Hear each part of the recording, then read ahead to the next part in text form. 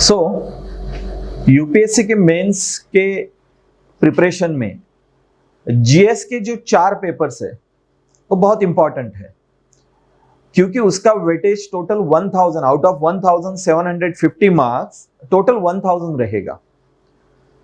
सो वो पेपर हमें properly prepare करने पड़ेंगे। सो जीएस 1 में क्या आता है, 2 में क्या आता है, 3 में क्या आता है, 4 में क्या आता है, इसको एक बेसिक लेवल पे अभी हम अंडरस्टैंड करेंगे। इस वीडियो का ऑब्जेक्टिव ये है कि बेसिक लेवल पे हमें उसे अंडरस्टैंड करना है कि क्या क्या आता है उसमें। सो अगर हम जीएस 1 पेपर यहां पे देखेंगे तो जीएस 1 में बेसिकली हमें 4 टॉपिक्स हम उसको डिवाइड करेंगे। सिलेबस पूरा यूपीएससी ने दिया हुआ है। तो एक है इंडियन हेरिटेज एंड कल्चर, इसके ऊपर कुछ क्वेश्चंस आएंगे हमें। दूसरा है हिस्ट्री, जो कि हमारा कवर ऑलरेडी कहां पे हुआ होगा, प्रीलिम्स में हमने उसकी प्रिपरेशन की होगी, सिर्फ यहां पे डिस्क्रिप्टिव लेवल पे आएगा। थर्ड है जियोग्राफी ऑफ वर्ल्ड।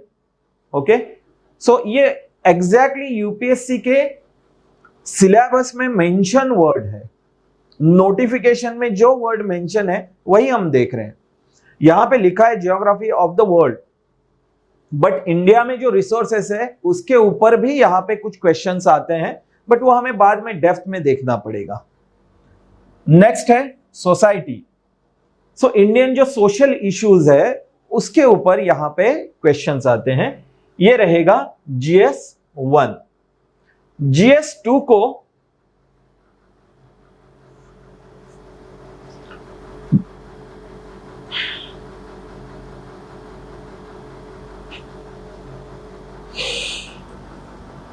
थांबो थोड़ा।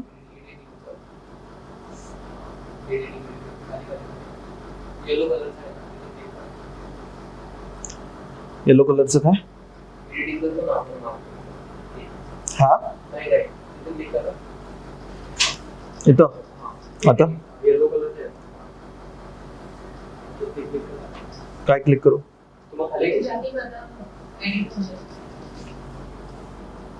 नाही, हा खूप हे झालंय ना, हा तो घेत नव्हता। हे बघ फक्त 2 बोटांनी असं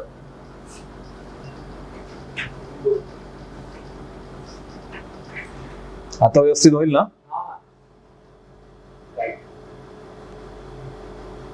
फर्स्ट ओके, इथपर्यंत पूर्ण घेऊ, होईल ना ते कट? कुठे होतो आपण? जीएस घेऊ स्टार्ट। सो जीएस 2 को अगर हम देखेंगे तो जीएस 2 में लगभग 5 टॉपिक में हम उसको क्रूड डिवाइड कर सकते हैं। यूपीएससी के सिलेबस में ये 5 टॉपिक मेंशन किए हुए हैं। एक है गवर्नेंस, दूसरा है कॉन्स्टिट्यूशन जिसके ऊपर सबसे ज्यादा क्वेश्चंस आते हैं, तीसरा है पॉलिटी रिलेटेड कुछ क्वेश्चंस आते हैं, सोशल जस्टिस उसके रिलेटेड वेलफेयर स्कीम्स है, बाकी की चीजें है वहां पे क्वेश्चंस आते हैं, और इंटरनेशनल रिलेशंस पे कुछ क्वेश्चंस आते हैं। तो सिलेबस में ये 5 मेंशन टॉपिक है। सो जीएस 3 अगर हम देखेंगे तो जीएस 3 में हमें उन्होंने फिर से 5 टॉपिक दिए हैं क्रूड लेवल पे। सबसे पहला है science and technology, then economic development. अभी यहां पे हमें ध्यान रखना होगा कि जो प्रीलिम्स में आ रहा है वो इकोनॉमिक कॉन्सेप्ट्स है, और यहां पे India economic development means development related issues आने वाले हैं। नेक्स्ट बायोडायवर्सिटी एंड एनवायरनमेंट, फिर से प्रीलिम्स में जो बायोडायवर्सिटी एनवायरनमेंट है और यहाँ का बायोडायवर्सिटी एंड एनवायरनमेंट है लगभग सेम रहेगा, बट यहां पे डिस्क्रिप्टिव क्वेश्चंस रहेंगे, डिजास्टर मैनेजमेंट पे 1-2 क्वेश्चंस रहेंगे, और इंटरनल सिक्योरिटी ऑफ इंडिया जैसे कि साइबर सिक्योरिटी। ओके, सिलेबस हम देखेंगे ही। सो साइबर सिक्योरिटी या अदर जो नक्सलिज्म, एक्सट्रीमिज्म, ये जो इशू है, बॉर्डर मैनेजमेंट कैसे करेंगे सिक्योरिटी रिलेटेड, तो ये क्वेश्चंस वहां पे रहेंगे। जीएस 4 का जो ये रहेगा, सो जीएस 4 में उनके टॉपिक्स कौन से हैं? तो जीएस 4 में यूपीएससी ने इथिक्स के ऊपर कुछ क्वेश्चन पूछते हैं, इंटीग्रिटी, एप्टीट्यूड, ऐसे डिवीजन दिए हैं, और केस स्टडीज आती है। जो भी इथिकल रिलेटेड इश्यूज है या एप्टीट्यूड है, एक ऑफिसर का कैसा व्यू होना चाहिए, ये पूछने के लिए केस स्टडीज आते हैं। अभी हमने क्रूड लेवल पे चारों जो GS1, GS2, GS3, GS4 है, वहां पे यूपीएससी ने एग्जैक्टली कैसे मेंशन किया है सिलेबस, ये हमने देखा। अभी एग्जैक्टली पेपर कैसा रहेगा, ये भी हमें देखना है। सो अगर हम GS1, 2, 3 और 4 देखेंगे तो GS1, 2 और 3 में सेम टाइप के पेपर आते हैं। मैं क्वांटिटेटिव वे से बात कर रहा हूं। फॉर एग्जाम्पल, टोटल 250 मार्क्स का पेपर है, तो हमें 10 क्वेश्चन जो आएंगे वो 10-10 मार्क्स के रहेंगे, इज इक्वल टू 100 हो गया। और 10 क्वेश्चन जो रहेंगे वो हमें 15 मार्क्स के आएंगे। अभी सेम आएगा एवरी ईयर, ऐसा नहीं है। फॉर एग्जाम्पल 2014 में यहां पे 25 क्वेश्चन थे, each question carries 10 marks. But अभी पिछले जो 6 साल का जो ट्रेंड चल रहा है वो GS1, 2 और 3 के लिए सेम चल रहा है।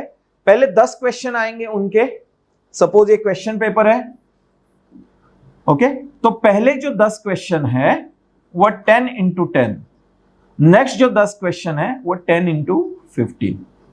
तो GS1, 2, 3 के लिए ये कॉमन है। बट GS4 के लिए हम जाएंगे, इथिक्स के लिए, तो वहां पे थोड़ा सा ट्रेंड चेंज है। पार्ट ए और पार्ट बी, ऐसा हमें ये पेपर डिवाइडेड दिखेगा। पार्ट ए में वो क्या कर रहे हैं, वैरायटी ऑफ क्वेश्चंस पूछ रहे हैं। कोई 10 मार्क के लिए क्वेश्चन है, कोई 15 मार्क्स के लिए है। और पार्ट बी में वो केस स्टडीज पूछ रहे हैं। ये 125 मार्क का पार्ट ए है और पार्ट बी जो है वो 125 मार्क का है। बट कभी कभी ये चेंज भी हुआ है। सो ये 120 मार्क के लिए पूछा है और ये 130 मार्क के लिए पूछा है। जनरली 25-25 मार्क के 5 क्या होते हैं, केस स्टडीज होते हैं। बट कभी कभी ऐसा भी ट्रेंड दिखा है, जब ये 130 मार्क का है तो 25 मार्क के 4 केस स्टडीज और 30 मार्क की 1 केस स्टडी, ये वेरीज हो सकता है। ओके, सो क्वांटिटेटिव वे से अगर हम GS1, 2, 3 और 4 देखेंगे तो हर क्वेश्चन जो है, क्वेश्चन पेपर जो है वो 250 मार्क के लिए आएगा, बट उसका इंटरनल डिवीजन थोड़ा सा चेंज रहेगा। अभी हमारे बेसिक अंडरस्टैंडिंग के लिए हम क्या करेंगे, एक पेपर देखेंगे कि वो एग्जैक्टली कैसा आएगा। तो पेपर देखने से पहले हमें यह अंडरस्टैंड करना है कि पेपर की लैंग्वेज कौन सी रहेगी।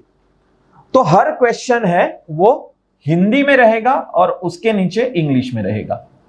सो हिंदी एंड इंग्लिश, ऐसा हमें ये पेपर हर जो GS1 है, GS2, GS3, GS4 both language में दिखेगा। कैंडिडेट को ये पेपर लिखते वक्त वो किसी भी लैंग्वेज में लिख सकता है। यूपीएससी के नोटिफिकेशन के अनुसार हम क्या कर सकते हैं, वो इंग्लिश में भी लिख सकते हैं और इंडियन कॉन्स्टिट्यूशन में मेंशन जो भी लैंग्वेज है वो मीडियम एज ए यूपीएससी के लिए राइटिंग के लिए हम चॉइस कर सकते हैं। मतलब हम मराठी में भी लिख सकते हैं, हिंदी में भी लिख सकते हैं, तमिल, तेलुगु, किसी भी लैंग्वेज में यूपीएससी के मेंस के पेपर हम लिख सकते हैं। सो पेपर अगर हम देखेंगे तो ये GS1 का पेपर है। सो GS1 का पेपर है 250 मार्क के लिए। यहां पे अगर हम देखेंगे तो हमें दिखेगा कि क्वेश्चन हिंदी में भी लिखा है और उसके नीचे इंग्लिश में भी लिखा है। ओके, अभी ये क्वेश्चन कौन सा है, आर्ट आर्किटेक्चर का है। क्या क्वेश्चन है, evaluate the nature of the bhakti literature and its contribution to Indian culture. Indian culture के लिए भक्ति लिटरेचर जो है उसका कंट्रीब्यूशन क्या रहा है। तो ये इंडियन हेरिटेज के रिलेटेड क्वेश्चन है। सो ऐसे अलग अलग क्वेश्चन रहेंगे। इमीडिएट किसी ने भी नहीं सोचना है कि अरे ये डिफिकल्ट है या इजी मुझे है, मुझे इसका आंसर आ रहा है, या सोचना नहीं है। हम यहां पे सिर्फ कैसे क्वेश्चन आ रहे हैं उसको देख रहे हैं। प्रिपरेशन करने के बाद ही हम उस लेवल पे जाएंगे कि उसका प्रॉपर यूपीएससी को जिस वे से रिक्वायर्ड आंसर वो हम दे पाएंगे। So why is India considered as a subcontinent, geography का क्वेश्चन है 10 मार्क का। ओके, हिंदी में देखेंगे तो भारत को एक उपमहाद्वीप क्यों माना जाता है, विस्तार पूर्वक उत्तर दीजिए। तो अभी तक ये 10-10 मार्क के हैं। हम आगे जाएंगे तो हमें 15 मार्क के क्वेश्चन दिखेंगे। वर्ल्ड हिस्ट्री भी इसमें है कि there arose a serious challenge to the democratic state system between the two world wars. Evaluate the statement. दोनों विश्व युद्धों के बीच लोकतंत्रीय राज्य प्रणाली के लिए एक गंभीर चुनौती उत्पन्न हुई, इस कथन का मूल्यांकन कीजिए। 15 मार्क के लिए ये क्वेश्चन है। सो ऐसे क्वेश्चंस रहेंगे हमें जो कि Hindi and English both language में रहेंगे। अभी जीएस 4 का पेपर देखते हुए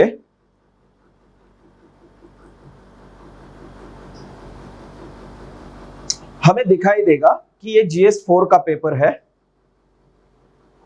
सो जीएस 4 में वो क्या कर रहे हैं, सेक्शन ए, जैसे मैंने बताया सेक्शन ए और सेक्शन बी ऐसे डिवाइडेड है। तो सेक्शन ए में उनके कुछ क्वेश्चंस है। Question number 1 is further divided into 2 सब सेक्शंस, 10-10 मार्क का है।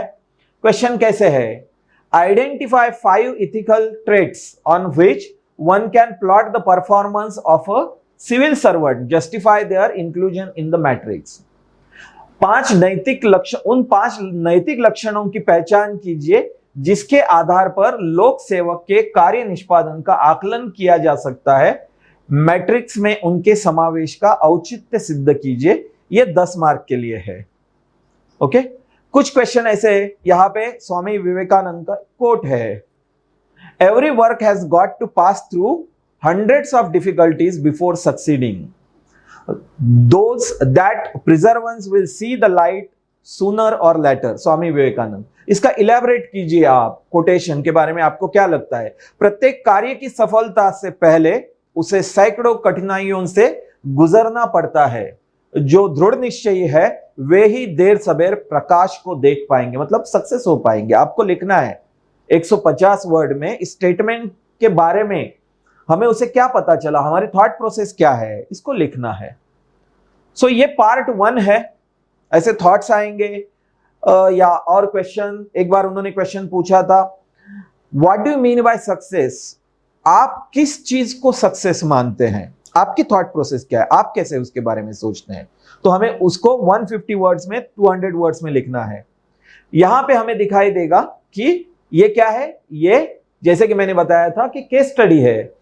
Sunil is a young civil servant and has a reputation for his competence, integrity, dedication and relentless pursuit of difficult and onerous jobs। तो एक सुनील नाम का क्या है, एक सिविल सर्वेंट है। तो उसके रिगार्डिंग यहां पे कुछ इंफॉर्मेशन दी होगी और एंड में पूछा गया होगा कि कोई तो एक केस है, उस वक्त वो क्या करेगा। Identify the difference options available to Sunil, एक सिचुएशन है, उसको क्या क्या अलग अलग ऑप्शंस है उसके पास। Critically evaluate each of the option, हर जो उसके पास पॉसिबल डिसीजन है लेने के लिए जो ऑप्शंस है उसके आउटकम्स क्या है, पॉजिटिव क्या है, निगेटिव क्या है, मेरिट्स क्या है, डीमेरिट्स क्या है, उसके बारे में सोचना है। Which of the about do you think would be the most approve, आपके अनुसार सुनील में ने उसको, उसके पास जो ऑप्शंस है उसमें से कौन सा चॉइस करना है, ये आपके अनुसार क्या है। तो आपकी थॉट प्रोसेस क्या है, आप सुनील के जगह पे रहेंगे तो क्या करेंगे। ये सिर्फ यूपीएससी को चेक करना है कि ये पर्टिकुलर केस में ये सिविल सर्वेंट किस वे से ये करेगा। तो इथिक्स में क्या रहते हैं, अलग अलग डायलेमास रहते हैं। पर्सनल डायलेमा रहता है, वर्क डायलेमा रहता है, इथिकल डायलेमा रहता है। डायलेमास मतलब ये सिचुएशन हैंडल करो इस वे से या इस वे से, 2 वे है। तो उसके लिए सिविल सर्वेंट को कुछ थॉट प्रोसेस से जाना पड़ता है। तो वो उस थॉट प्रोसेस से आप सोच रहे हैं कि नहीं, ये वो इस केस स्टडीज से चेक करेंगे। तो ऐसे केस स्टडीज रहेंगे, हमें उसके ऊपर 250 वर्ड्स में 200 वर्ड्स में लिखना है। तो ओवरऑल देखेंगे तो ये क्या है, ये जीएस पेपर हमने देखे। तो जीएस के पेपर है वो हिंदी एंड इंग्लिश में रहेगा और जो आपके पास आंसर शीट भी जो रहेगी वो भी कैसी रहेगी आंसर शीट, तो उन्होंने जगह छोड़ी होगी आंसर शीट में। सो आंसर शीट में ये क्वेश्चन हिंदी में और क्वेश्चन इंग्लिश में, फिर आगे जगह पूरा ब्लैंक रहता है यूपीएससी का आंसर शीट, तो पूरी जगह छोड़ी होगी, आपको उस पर्टिकुलर स्पेस में लिखना है। सपोज ये एक पेज है और ये नेक्स्ट एक पेज है, तो वो पेज यहां पे इस पर्टिकुलर क्वेश्चन के लिए, तो उसे वैसा लिखना है। तो हमें कंटिन्यूअस आंसर राइटिंग प्रैक्टिस करनी पड़ेगी, तभी हम प्रॉपरली वहां पे आंसर्स लिख सकते। अभी के वीडियो का ऑब्जेक्टिव क्या था कि जीएस की जो जीएस 1, 2, 3, 4 ये 4 पेपर है वो कैसे आ रहे हैं। यूपीएससी की स्टडी स्टार्ट करने से पहले ही मैंने ऐसे कैंडिडेट बहुत सारे देखे, 1 साल हो गया, 2 साल हो गया, बट यूपीएससी के पेपर नहीं देखे। हम उस वे से एक प्रॉपर वे से जा रहे हैं कि स्टार्ट करते वक्त एक बिगिनिंग स्टेज में ही यूपीएससी के पेपर कैसे आ रहे हैं, टेंटेटिव हमें इतना तो पता होना चाहिए, और उसी वे से ये वीडियो बनाया गया है, उसी ऑब्जेक्टिव से। अभी तक हमने डेप्थ में सिलेबस नहीं देखा है उसका, या किसी भी डेप्थ में एनालिसिस के लिए हम नहीं गए हैं। ऑब्जेक्टिव ये था कि क्रूड लेवल पे, बेसिक लेवल पे हमें अंडरस्टैंड हो। Okay, thank you.